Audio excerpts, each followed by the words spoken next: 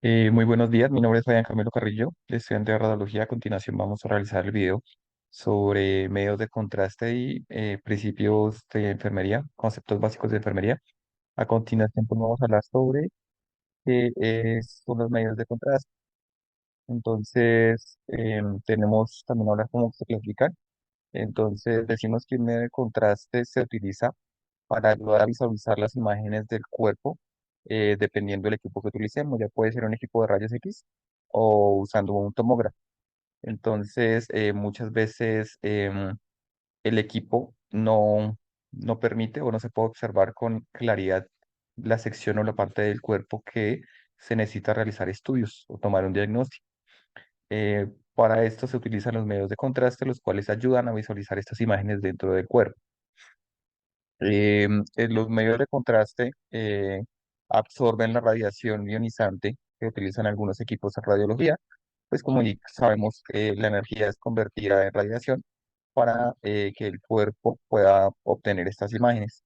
Pero pues la radiación que absorbe el cuerpo es mínimamente invasiva, entonces no representa un riesgo para la salud de los pacientes. ¿Cómo funciona esto? Pues un medio de contraste generalmente es algo que se administra, una sustancia que se administra vía oral o de pronto vía intravenosa, la cual se adecua dependiendo de la sección que se vaya a irradiar. Ya puede ser de pronto alguna sección de pronto en el tórax o algo gastrointestinal, algo en la parte de los riñones. Entonces, dependiendo de esto, se utiliza ya sea vía intravenosa o vía oral. Entonces, lo que hace el medio de contraste es irradiar la zona, ayudando a absorber la radiación en la zona que vamos a tomarle el examen. Entonces, tenemos dos tipos de medio de contraste. Tenemos el medio de contraste positivo y el medio de contraste negativo. El medio de contraste positivo contamos como tal compuestos a base de yodo, y en el medio de contraste negativo podemos encontrar a veces como el agua o el aire. Dependiendo la zona que vayamos a radiar, muchas veces de pronto necesitamos o de ejemplo, un hueso o alguna sección en especial. Entonces, con el del yodo, lo que hacemos es que la zona se ilumine más, quede más brillante. Entonces, se visualiza un poco más claro. O la otra opción es que en medio de contraste no ilumine justamente la zona que necesitamos examinar, sino alrededor de la zona. Entonces, vamos a generar que la zona de examinar se vea un poco más opaca y que alrededor se vea un poco más oscuro. O podemos hacer lo contrario, que la zona a examinar se vea un poco más iluminada. Entonces, esos son dos factores principales y como que lo que hace que haya una diferencia entre un medio de contraste positivo o negativo. Entonces, si yo necesito eliminar una zona, puedo tomar un medio de contraste, y si yo necesito iluminar una zona alrededor de la zona que vaya a tomar la imagen, puedo tomar otro medio de contraste. Entonces, generalmente, pues, no son sustancias que generen eh, problemas de salud. Generalmente son sustancias que con el paso del tiempo el cuerpo mismo se encarga de expulsar. A veces contamos con reacciones adversas a un medio de contraste, pero pues son reacciones que no son perjudiciales para el cuerpo humano. Muchas veces pues con un control adecuado de pronto del médico y de pronto con la toma de líquidos, porque muchas veces hay medios de contraste que son hidrosolubles. Entonces con la ingesta de agua generamos que el cuerpo elimine de una manera mucho más rápida y sencilla el medio de contraste que fue utilizado para tomar algún examen. También vamos a hablar un poco sobre el tema de lo que son los conceptos básicos en enfermería. Entonces, los protocolos, vamos a hablar un poco sobre protocolos. Pero para eso debemos saber primero pues que en la antigüedad no contábamos de pronto con una higiene o una asepsia adecuada. Los médicos no contaban con una asepsia adecuada. Entonces, esto era generador de muchas veces fallecimiento de pacientes por infecciones al realizar alguna operación. Entonces, esta fue una época crítica o demasiado complicada pues, para los pacientes, porque muchas veces no se contaba con una limpieza adecuada de los equipos o un ambiente estéril, y todo eso generaba que fuera mucho más complicado un trato y un posible recuperación de un paciente. Entonces, por esta razón, se fue adaptando con el tiempo a protocolos de asepsia, pues para generar de que los pacientes contaran con ambientes más estériles y más seguros, donde su recuperación fuera mucho más adecuada. Eh, Como tal, en la medicina, en la antigüedad, pues la tasa de mortalidad fue demasiado alta, porque no se contaba con este tipo de asepsia y de control con los protocolos de enfermería. Entonces, decimos que los protocolos de pronto básicos o los más comunes en encontrar en enfermería pues son el lavado de manos, el uso adecuado el uso adecuado de ropa, de una bata de enfermería, el uso de gorro, el uso de tapabocas. Entonces son protecciones de primera línea de pronto para que al momento de tratar una operación o al tratar un paciente no generemos de pronto alguna contaminación hacia el paciente. También tenemos pues que el paciente debe también utilizar una bata, el ambiente estéril donde se está trabajando el paciente, la mesa. También se deben desinfectar adecuadamente y habitualmente los equipos que se utilizan, tijeras, todo el equipo básico de pronto para realizar una operación. Entonces son elementos que necesitan un cuidado adecuado, además de pronto también el material en el cual están fabricados. Son materiales especiales hoy en día, ya que de pronto se llama acero quirúrgico, el cual cuenta con unas propiedades especiales para que las bacterias de pronto no puedan vivir o estar mucho tiempo vivas en esa superficie del acero. Eh, Algunas normas básicas de asepsia, como le indicamos, es el lavado de manos, el uso de tapabocas, pero pues en radiología como tal no contamos con protocolos tan amplios, ya que en nuestro campo de trabajo como tal no manejamos mucho elemento quirúrgico. Más que todo se utiliza son equipos para toma de imágenes diagnósticas, lo cual pues no representa como tal un problema de pronto hacia el paciente que pueda generar alguna infección pues, por algún equipo. Pues obviamente sí se necesita una limpieza adecuada de los equipos, pero los protocolos que se utilizan son muy básicos a comparación de pronto de otros protocolos que podemos encontrar en una sala de cirugía.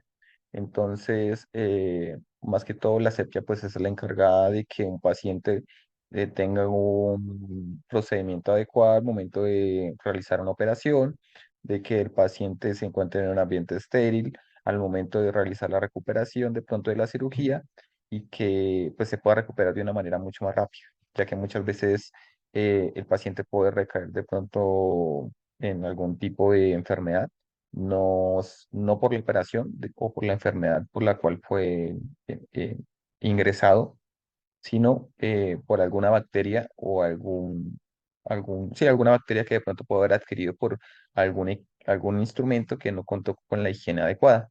Entonces, para eso, pues más que todo se utilizan los protocolos en enfermería.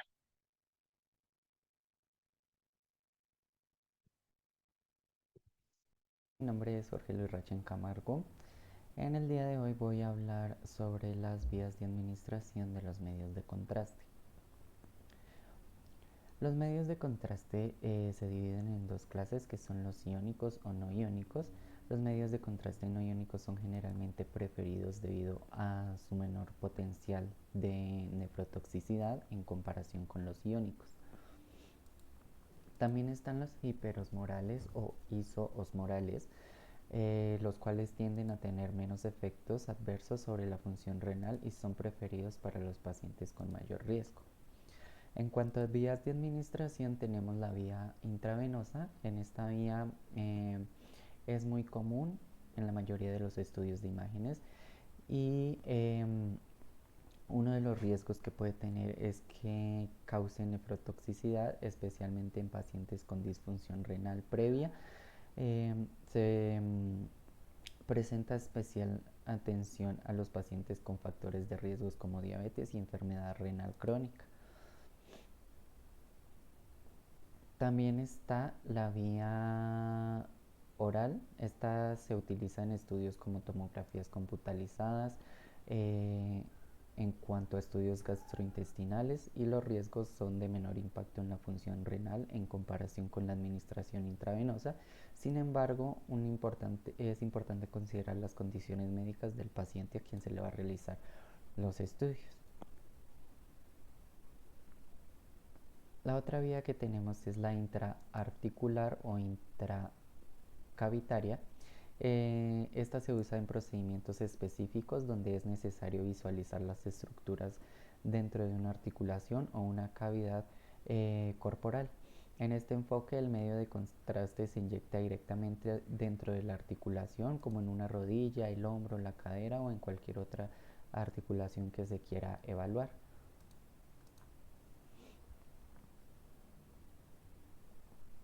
También voy a hablar de la función renal, creatinina y tasa de filtración glomerular. En cuanto a creatina sérica, la creatinina es un producto de desecho producido por los músculos y es eliminado principalmente por los riñones. La concentración de creatina en suero se realiza con un marcador indirecto de función renal. Un aumento en los niveles de creatina puede indicar disminución de la función renal.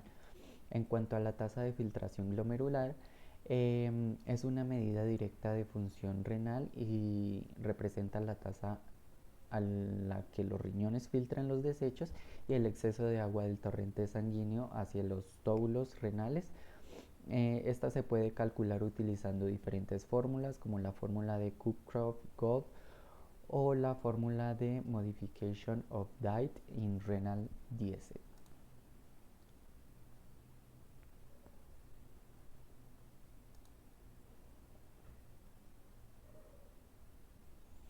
Cuando se administran medios de contraste en procedimientos diagnósticos por imágenes, existe un riesgo de nefrotoxicidad, especialmente en pacientes con función renal comprometida.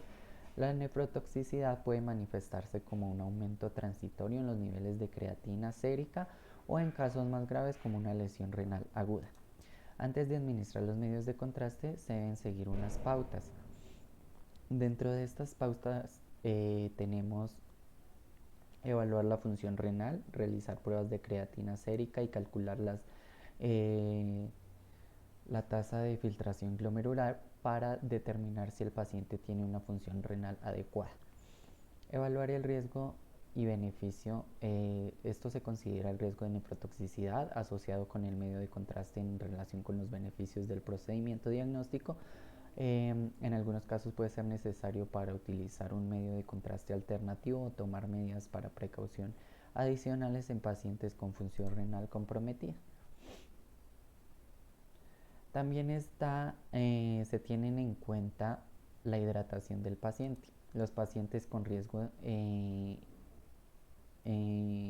con un riesgo aumentado de nefrotoxicidad, como aquellos con insuficiencia renal crónica, se pueden administrar una hidratación intravenosa antes y después del procedimiento para ayudar a prevenir la lesión renal aguda.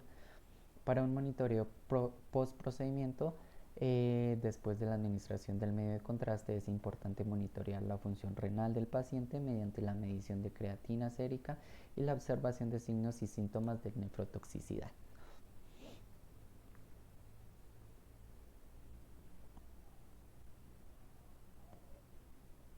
Eso sería todo. Muchas gracias.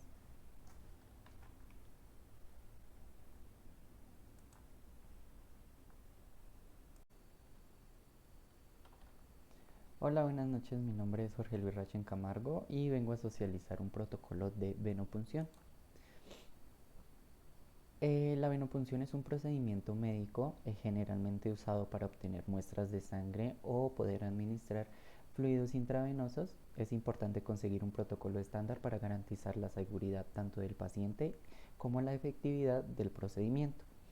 Dentro del objetivo de este protocolo está realizar una venopunción de manera segura y efectiva para obtener una muestra de sangre o poder administrar fluidos intravenosos.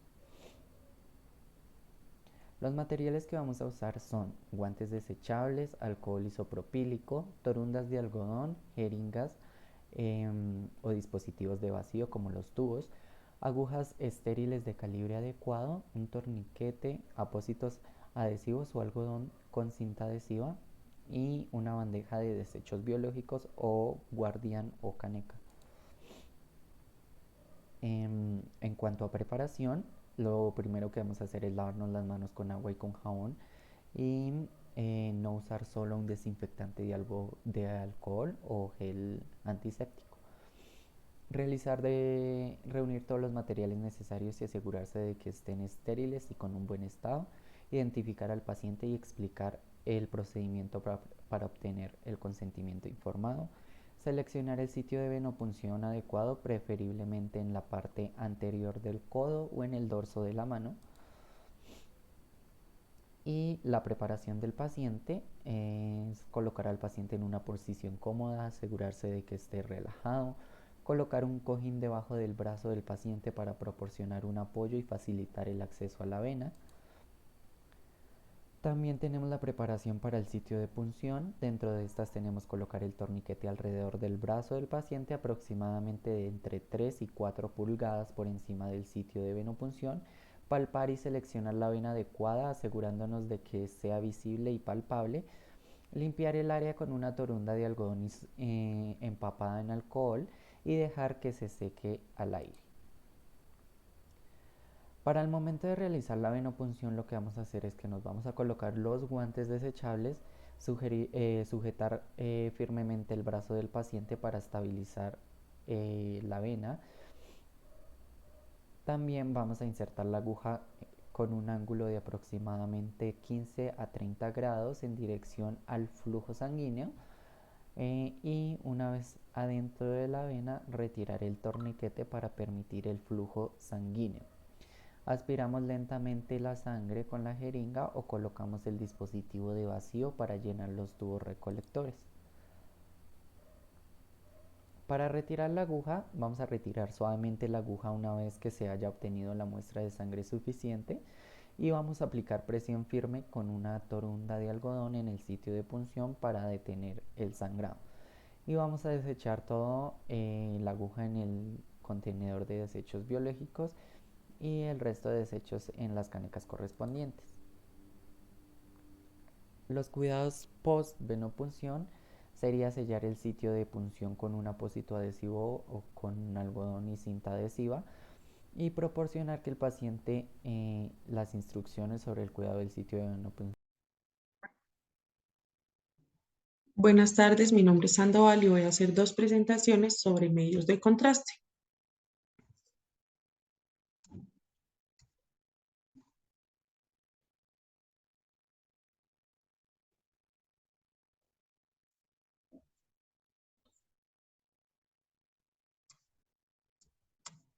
El primero es un video en Powtown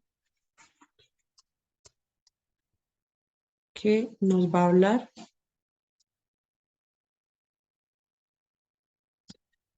sobre la dosificación de medios de contraste y sobre las reacciones adversas a los medios de contraste. Entonces, la dosis de medios de contraste para exámenes radiológicos. Los contrastes lodados está la dosis habitual y la dosis máxima de cada uno. En la administración de EUV no hay dosis habitual ni dosis máxima. En adultos es de 1 a 3 mililitros sobre los kilogramos, que eso da igual a 150 sobre 300 miligramos por 17 mililitros. Y la dosis máxima sería en este caso los 5 mililitros por los kilogramos. En los niños va de 2 a 3 mililitros por los kilogramos y eso daría un igual de 280 a 300 miligramos sobre los mililitros. Y en la dosis máxima serían los 150 mililitros, que eso va más o menos a los 50 kilogramos o más. En la administración oral de rayos X o del TC, en rayos X sería una sola dosis que va de los 100 a los 300 miligramos sobre los mililitros y en el TC va de 10 a 15 miligramos sobre los mililitros.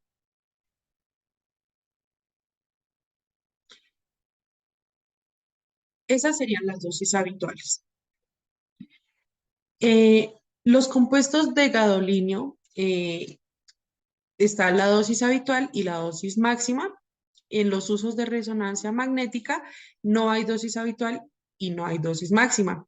En los adultos sería entre los 0,2 kilogramos, que eso daría un igual a los 0,1 eh,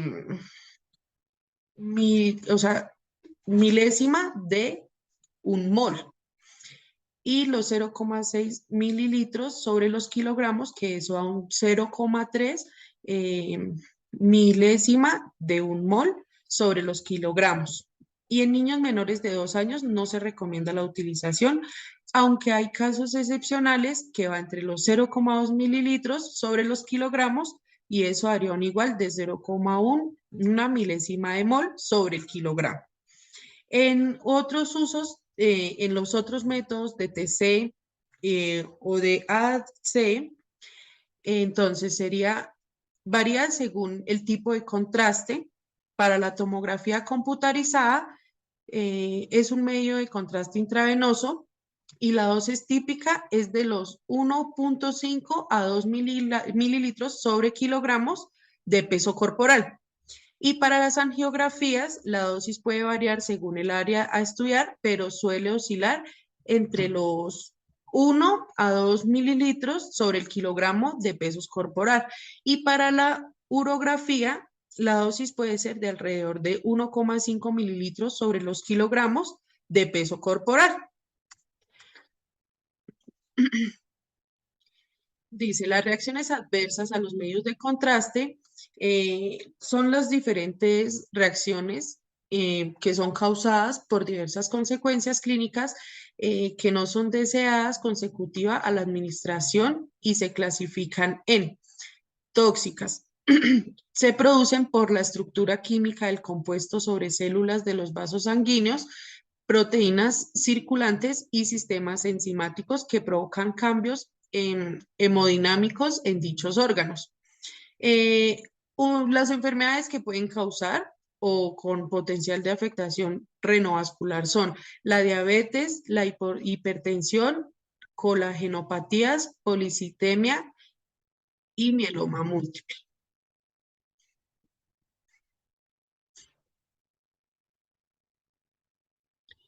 La severidad de las reacciones adversas pueden ser leves, moderadas o graves. En las leves podemos encontrar que son muy frecuentes con un 99% total de las reacciones. Los síntomas pueden ser náuseas, dolor generalizado y enrojecimiento de la cara. No es necesario el tratamiento porque se den espontáneamente en pocos minutos. Las moderadas se representan en el 1% del total de las reacciones adversas y se presentan en las personas como urticaria difusa, edema, broncoespasmo leve y vómitos. Se requiere un tratamiento de 3 a 5 días. Y las graves provoca urticaria generalizada, edema de laringe, hipotensión, broncoespasmo severo o shock y pueden aparecer en aproximadamente el 0,1% de total de las reacciones y necesitan internación. Muchas gracias. Ahora voy a presentar la otra parte del tema, que sería la presentación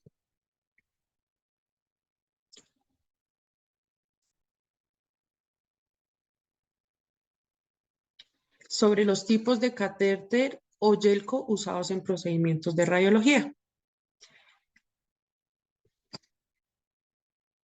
Entonces, vamos a empezar. La definición. Los catéteres son fundamentales en el campo de la medicina, ya que son dispositivos médicos utilizados para una gran variedad de propósitos. Estos instrumentos flexibles y delgados se introducen en el cuerpo para acceder a diferentes áreas, facilitando una gran gama de procedimientos médicos. Se describen, un catéter es un tubo delgado y flexible diseñado para ser insertado en el cuerpo para varios propósitos médicos. Estos dispositivos pueden estar hechos de diferentes materiales como el plástico, la silicona, la goma y vienen en una variedad de tamaños y formas para adaptarse a las necesidades específicas del paciente y del procedimiento. En los usos, los catéteres periféricos se utilizan comúnmente en medicamentos, en la administración de medicamentos y los líquidos intravenosos en venas periféricas, es decir, venas que se encuentran fuera del área central del cuerpo, como las venas de los brazos y las manos. Estos catéteres suelen ser de calibre más pequeño, como el catéter número 22 o el catéter número 24 y se insertan mediante una técnica relativamente sencilla en comparación con otros tipos de catéter.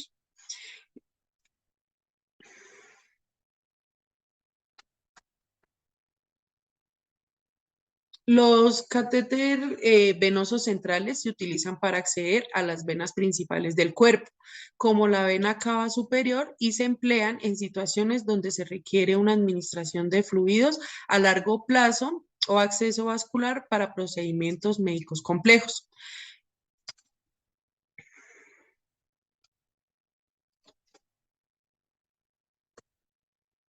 El catéter intravenoso se utiliza para administrar medicamentos líquidos o nutrientes directamente en el torrente sanguíneo a través de una vena. Estos catéteres pueden ser de periféricos o centrales.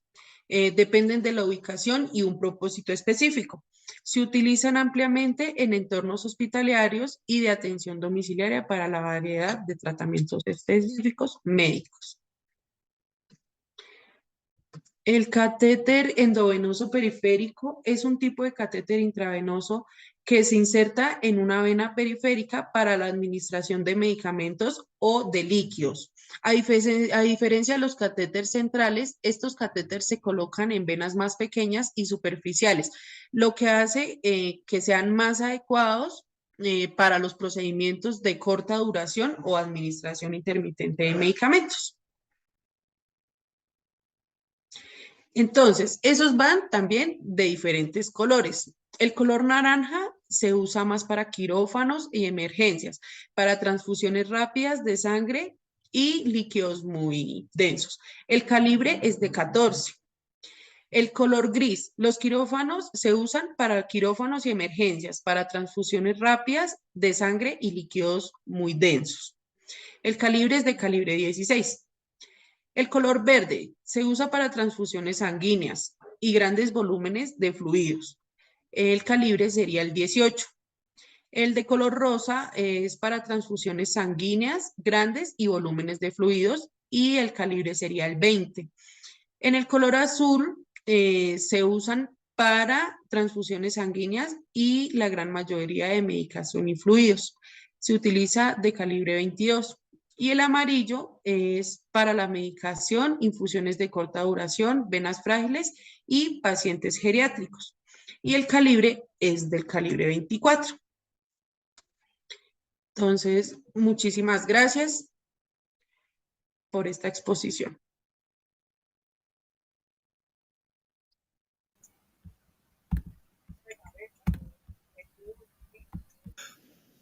Hola, hoy vamos a hablar de los tratamientos a reacciones adversas a medios de contraste. Los efectos secundarios de agentes de contraste usados en procedimientos médicos como resonancias magnéticas y tomografías computarizadas pueden variar de leves a graves. Los tratamientos son: primero, los antihistamínicos pueden ayudar a aliviar como picazón y enrojecimiento y a tratar la urticaria. Segundo, corticosteroides Pueden recetarse en casos graves, se recetan para reducir la inflamación y las reacciones adversas que pueda tener el paciente. Tercero, broncodilatadores. Estos se utilizan si la respiración es difícil o las vías respiratorias están estrechadas. Estos ayudarán al paciente a estabilizar la función pulmonar. Cuarto, la terapia de fluidos. Las reacciones alérgicas graves pueden requerir líquidos intravenosos para prevenir la presión arterial y el shock. Quinto, epinefrina. La anafilaxia es el fármaco para estabilizar este es el fármaco que se usa para estabilizar al paciente. Sexto, observación médica después de una reacción adversa. Es importante para el paciente que él esté en un entorno médico para mirar si hay deterioro del paciente y para posteriormente brindarle un tratamiento si es necesario. También vamos a ver las contraindicaciones por resonancia, las contraindicaciones para el uso de medio de contraste. Bueno, a continuación les voy a explicar brevemente el protocolo de colocación de sondas de Foley en colon por enema. Principalmente pues se debe verificar la indicación médica de la historia clínica del paciente. Se debe verificar la identificación del paciente, llamarle por su nombre, trasladar el equipo y los materiales de la unidad del paciente. Debemos lavarnos las manos, explicar al paciente en qué consiste el procedimiento el cual se le va a hacer. Además de eso, se prepara y tener dispuesto el material dispuesto para colocar el irrigador o la bolsa con la solución a administrar previamente tibia a temperatura corporal en el soporte. Además de eso, contar con la sonda que va de un extremo del tubo al transportador del irrigador o de la bolsa. También se debe colocar al paciente en posición SIMS en decúbito lateral izquierdo con la extremidad inferior derecha flexionada. Si no está contraindicado, descubrir solamente la región. También vamos a explicar lo que es el protocolo de la colocación de sondas de Foley en nelatón o cistografía. Se deben tomar las medidas necesarias para evitar pues, riesgos laborales. Se debe colocar al paciente en decúbito supino, se debe lavar las manos y la colocación de guantes no estériles. Además de eso, el lavado de los genitales, el secado de la zona genital con una gasa estéril. Además de eso, tomar las medidas necesarias para prevenir los riesgos, como ya lo había dicho. Lavado de manos, higienización de manos con la solución alcohólica y colocación de los guantes estériles. La manipulación del catéter siempre se realizará con forma aséptica usando equipos y guantes estériles. Contar con el catéter al sistema colector, usar sistemas de drenaje cerrados, evitando la desconexión entre sonda y tubo. Además de eso, se debe sujetar el pene con una gasa, colocarlo en posición vertical y retraer el prepucio, lubricar el catéter y la uretra abundantemente, ejerciendo una pequeña tracción, introducir el catéter suavemente hasta que salga la orina, no forzar para evitar provocar una falsa vía. Además de eso, una vez esté introducido el catéter en la vejiga, se inflará el globo con 8 a 10 mililitros de agua destilada o estéril. Ya finalmente, y se traccionará levemente hasta notar resistencia para asegurar su anclaje. Limpiar el glande de residuos, regresar el prepucio a su posición para evitar parafinosis. Y ya finalmente fijar la sonda a la cara anterior del muslo después de su inserción para evitar el movimiento y la transición uretral. Gracias.